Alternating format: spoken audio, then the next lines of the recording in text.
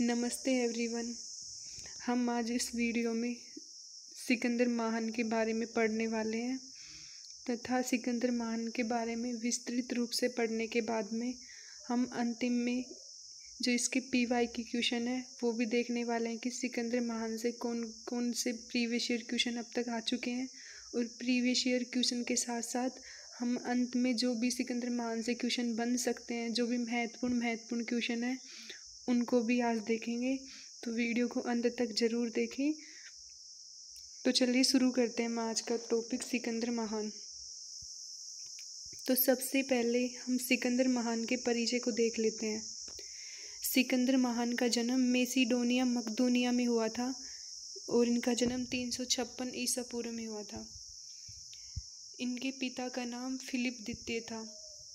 इनके गुरु का नाम अरस्तु, जो कि राजनीतिक विज्ञान के पिता के नाम से जाने जाते हैं, इनके गुरु का नाम अरस्तु था। और सिकंदर महान के जो अन्य नाम थे, जो अन्य इनकी उपाधियाँ थी वो थे अलेक्जेंडर भी इनको कहा जाता है, सिकंदर महान भी कहा जाता है, विश्व विजेता भी कहा जाता है। तो ये इनकी उपाधियाँ थी। अब इनकी पत्नियों के बारे में हम जान लेते हैं। इनके 2 विवाह हुए थे। इनकी एक पत्नी का नाम रोक्साना था, दूसरी का नाम स्टेटीरा था। जो रोक्साना थी इनकी प्रिय पत्नी थी। इनके घोड़े का नाम बहुकेफला था तथा इन्होंने अपने घोड़े के नाम पर झेलम नदी के किनारे ब्यूसेफिलिया नगर बसाया था। ये PY की क्वेश्चन है कि कौन सी नदी के किनारे इन्होंने ब्यूसेफिलिया नगर बसाया। तो इन्होंने झेलम नदी के किनारे ब्यूसेफिलिया नगर बसाया। नेक्स्ट है राजगद्दी पर ये कब बैठे थे। तो 356 ईसा पूर्व में, जब इनकी आयु मात्र 20 वर्ष की थी। तो 326 ईसा पूर्व में इनके पिता की मृत्यु हो चुकी थी। तब इन्होंने राजगद्दी को संभाला था, इन्होंने सिंहासन को संभाला था और इन्होंने अपने साम्राज्य का विस्तार ग्रीक से भारत तक किया था। इस कारण इनको विश्व विजेता कहा जाता है। ये बहुत ही शक्तिशाली व बहादुर थे। इन्होंने भारत पर सर्वप्रथम आक्रमण कब किया। तो इन्होंने सर्वप्रथम भारत पर आक्रमण 326 ईसा पूर्व में किया था और इन्होंने 326 ईसा पूर्व में उत्तरी पश्चिमी क्षेत्र पर बैक्टीरिया या बल्क एवं काबुल जीतते हुए हिंदू कुश पर्वत को पार कर भारत पर आक्रमण किया था। यानी कौन से क्षेत्र पे सर्वप्रथम इन्होंने भारत पे आक्रमण किया था। तो उत्तरी पश्चिमी क्षेत्र पे आक्रमण किया था।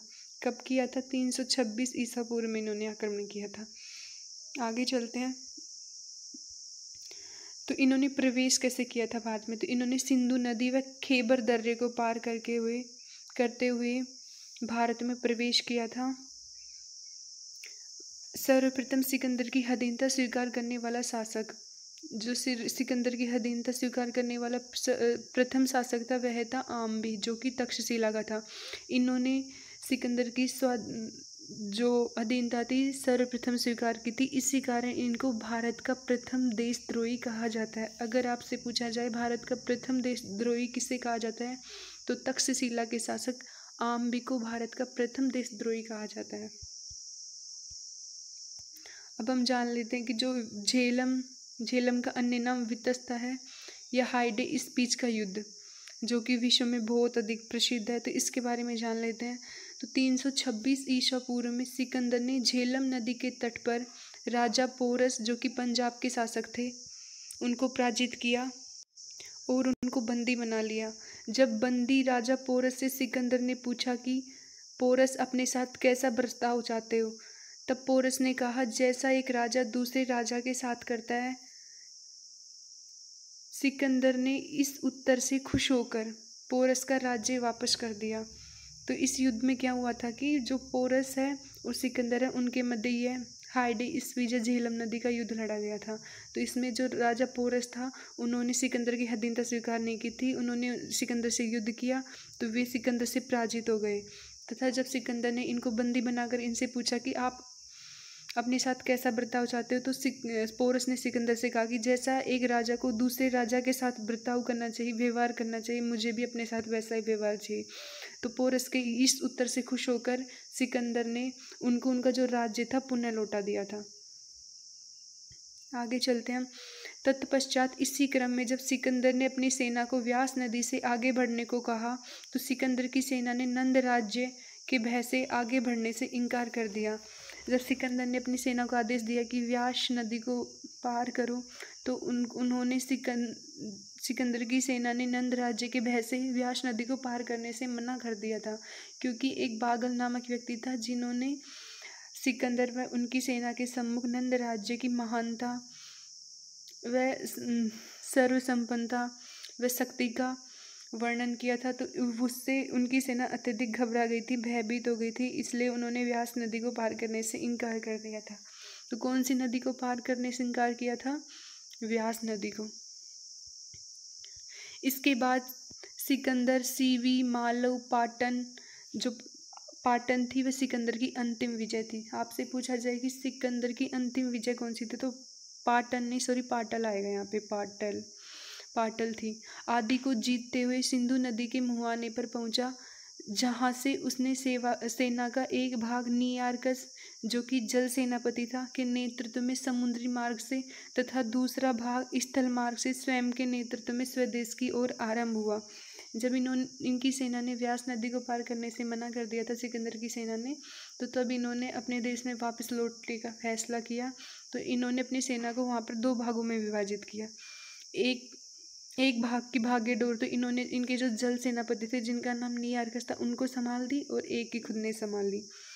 इस प्रकार इन्होंने 2 भागों में अपनी सेना को विभाजित किया।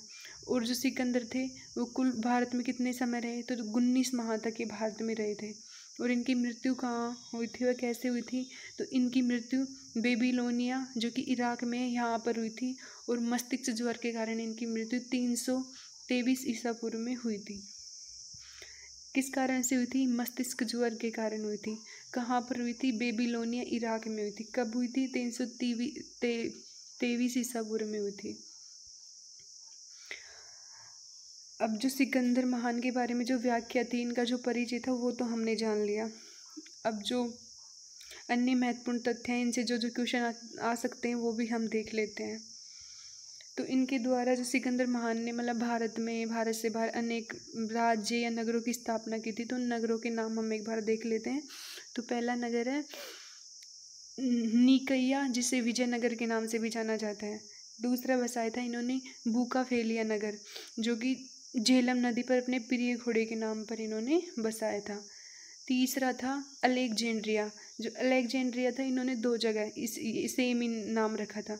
एक तो इन्होंने काबुल में बसाया, उसका नाम भी अलेक्जेंड्रिया रखा। दूसरा इन्होंने सिंध में नगर की स्थापना की थी, उसका नाम भी इन्होंने अलेक्जेंड्रिया रखा।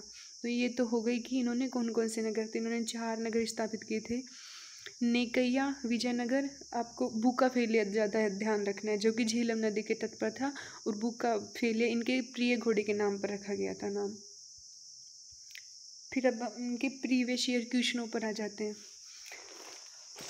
तो सिकंदर के आक्रमण के समय उत्तरी भारत पर किस राजवंश का शासन था? किस राजवंश का शासन था बताइए? मौर्य, नंद, सातवाहन या फिर गुप्त?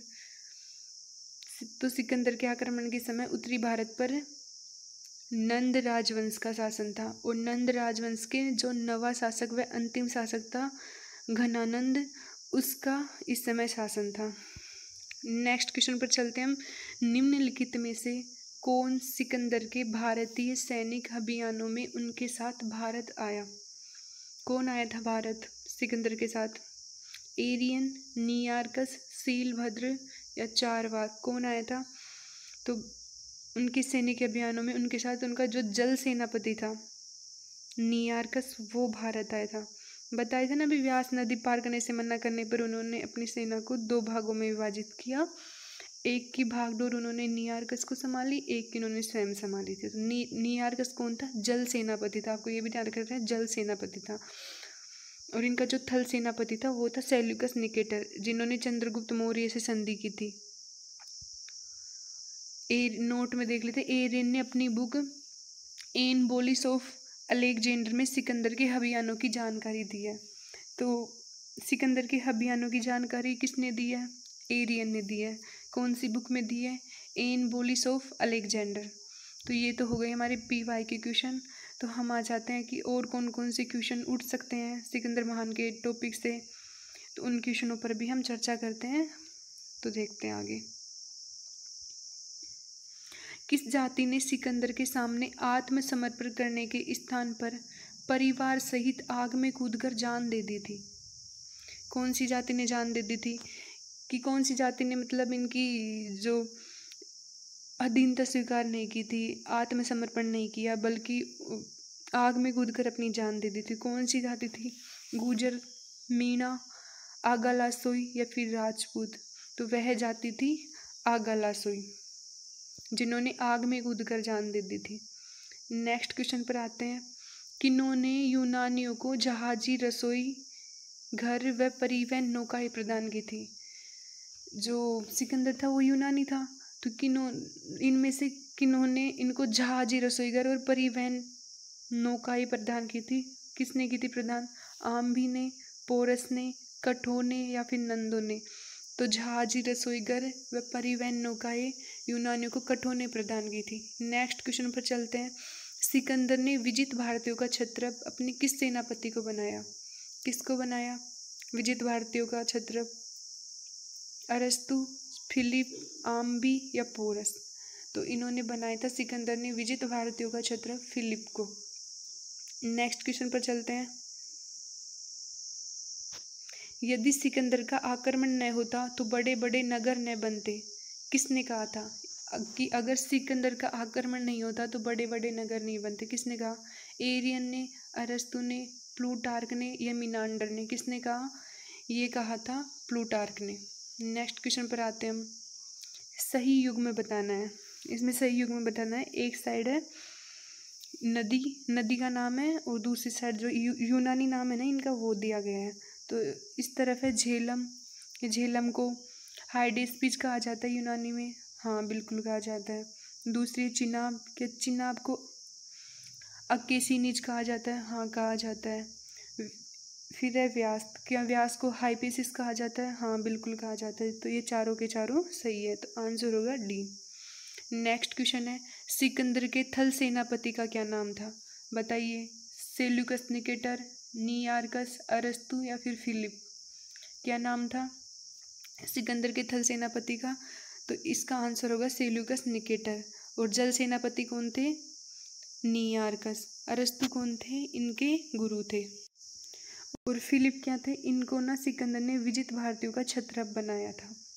ठीक है, नेक्स्ट क्वेश्चन पर चलते हैं हम। सिकंदर की मृत्यु के समय उनकी आयु क्या थी?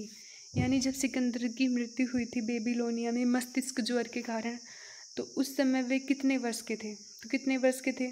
60, 75, 33 या फिर 24 वर्ष? तो इसका आंसर होगा सी। जब उनकी मृत्यु हुई थी वो 33 वर्ष के थे, 33। नेक्स्ट क्वेश्चन पर चलते हैं। सिकंदर ने भारत विजय अभियान कब शुरू किया था? कब शुरू किया था? 323 में, 24 में, 325 में या फिर 326 में? कब शुरू किया था? तो 326 ईसा पूर्व में इन्होंने भारत विजय अभियान शुरू किया था। नेक्स्ट क्वेश्चन पर चलते हैं हम। पोरस कहाँ का राजा था? हरियाणा, मध्य प्रदेश, तक्षशिला या पंजाब? तो पोरस पंजाब का राजा था, इसका आंसर होगा डी। और जो आम्बी था वह तक्षशिला का राजा था। नेक्स्ट क्वेश्चन पर चलते हैं। सिकंदर की सेना ने किस नदी के पश्चिमी तट पर पहुंचकर उसे पार करने से मना कर दिया था? कौन सी नदी को पार करने से मना किया था? झेलम, चिनाब, व्यास या सतलज? तो व्यास नदी को सिकंदर की सेना ने पार करने से मना कर दिया था। नेक्स्ट क्वेश्चन पर चलते हैं। सिकंदर की मृत्यु कहाँ व किस उम्र में हुई थी? तो कहाँ व किस उम्र में हुई थी सिकंदर की मृत्यु? जम्मू कश्मीर 55 वर्ष में, बेबीलोनिया 33 वर्ष में, पंजाब 85 वर्ष में, पाटल 45 वर्ष में? तो कब हुई थी सिकंदर की मृत्यु? तो इनकी मृत्यु हुई थी बेबीलोनिया में 33 वर्ष की आयु में, और मस्तिष्क ज्वर के कारण इनकी मृत्यु हुई थी। नेक्स्ट क्वेश्चन पर चलते हैं हम। झेलम, जिसे वितस्ता के नाम से भी जाना जाता है, या हाइडेस्पिस जो इसका यूनानी नाम है, का युद्ध किन किन के मध्य हुआ था? किन किन के मध्य हुआ था यह युद्ध? सिकंदर और आम्बी, सिकंदर और पोरस, सिकंदर और नियार्कस, सिकंदर और सेल्यूकस? किन किन के मध्य हुआ था? तो यह जो झेलम का युद्ध था यह हुआ था सिकंदर और पोरस। तो इसका आंसर होगा बी। नेक्स्ट क्वेश्चन पर चलते हैं हम। सिकंदर की थल सेनापति सिकंदर का थल सेनापति सेल्यूकस निकेटर की बेटी का विवाह किस मौर्य शासक के साथ हुआ था? तो बताइए, जो सिकंदर का थल सेनापति था सेल्यूकस निकेटर, इसकी जो बेटी थी हेलेना, उसका विवाह किस मौर्य शासक के साथ हुआ था? तो यह विवाह किसके साथ हुआ था? चंद्रगुप्त मौर्य, अशोक, बिंदुसार या फिर दशरथ? किसके साथ हुआ था? चंद्रगुप्त मौर्य के साथ। और इन्होंने जो सेल्यूकस थे, इन्होंने मेगस्थनीज नामक दूत को भी चंद्रगुप्त मौर्य के दरबार में भेजा था। तो इसका आंसर है ए। नेक्स्ट क्वेश्चन पर चलते हैं। भारत में सिकंदर का पहला सामना किस शासक ने किया था? यानी सर्वप्रथम सिकंदर के हमले का सामना किसने किया था? पोरस जो कि पंजाब का शासक था, आम्बी जो कि तक्षशिला का था, बागल या फिर नंद शासक? किसने किया था बताइए? तो इसका आंसर होगा बी, आम्बी ने, जो कि तक्षशिला का था। और इन्होंने सिकंदर की अधीनता स्वीकार कर ली थी, इनके सामने आत्मसमर्पण कर दिया था। Next question. और इसी कारण जो आम्बी, इनको भारत का प्रथम देशद्रोही कहा जाता है। नेक्स्ट क्वेश्चन है, सिकंदर के साथ भारत कौन आया था? तो कौन आया था सिकंदर के साथ भारत? नियारकस जो कि जल सेनापति था, ये आया था क्या? सेकंड, अनिसेक्रेटस ये आया था, अरिस्टोबुलस ये आया था, या फिर ये सभी? तो ये सभी सिकंदर के साथ भारत आए थे, तो इसका आंसर होगा डी। नेक्स्ट क्वेश्चन है, तक्षशिला किन दो नदियों के मध्य स्थित था? किन दो नदियों के मध्य स्थित था तक्षशिला, जहाँ का शासक आम्बी था? किन दो नदियों के मध्य स्थित था? क्या सतलज और सिंधु, रावी और व्यास, सतलज और चिनाब, सिंधु और झेलम? तो इसका आंसर होगा डी, जो तक्षशिला था यह सिंधु और झेलम नदियों के मध्य स्थित था। नेक्स्ट क्वेश्चन है, आम्बी के अलावा किस शासक ने सिकंदर का साथ दिया था? जो आम्बी थे ना तक्षशिला के शासक, उन्होंने तो सिकंदर का साथ दिया ही था। इसके अलावा किन किन शासकों ने या किस शासक ने सिकंदर का साथ दिया था? तो क्या शशिगुप्त ने दिया था, पुष्करावती ने, या फिर संजय ने, या फिर ये इन सभी ने? तो इसका आंसर होगा ये सभी, इसका आंसर है डी। नेक्स्ट क्वेश्चन है, पोरस ने किसकी मध्यस्थता में आत्मसमर्पण किया था? जो पोरस था ना पंजाब का शासक, फिर उनके मध्य युद्ध हुआ था सिकंदर और पोरस के मध्य झेलम या वितस्ता का, और पोरस इस युद्ध में हार गए थे। तो पोरस ने किसकी मध्यस्थता में आत्मसमर्पण किया था? कि सेल्यूकस निकेटर, फिलिप, मेरुस या नियारकस? तो इसका आंसर होगा क्या होगा बताइए? मेरुस की अध्यक्षता में पोरस ने आत्मसमर्पण किया था, तो इसका आंसर होगा सी। नेक्स्ट क्वेश्चन पर चलते हैं हम। किस सेनापति के सुझाव पर सिकंदर ने वापस लौटने का निर्णय लिया? जब वो वापस लौटे थे ना, व्यास नदी पार करने से जब उनकी सेना ने मना कर दिया था, तो किसके कहने पर उन्होंने वापस लौटने का निर्णय लिया? सेल्यूकस निकेटर जो कि थल सेनापति थे, इनके कहने पर, नियारकस जो कि जल सेनापति थे, इनके कहने पर, कोनोस या फिलिप, किसके कहने पर उन्होंने वापस लौटने का निर्णय लिया? तो उन्होंने जो वापस लौटने का निर्णय लिया था, वो सुझाव उनको दिया था कोनोस ने, तो इसका आंसर होगा सी। Thank you.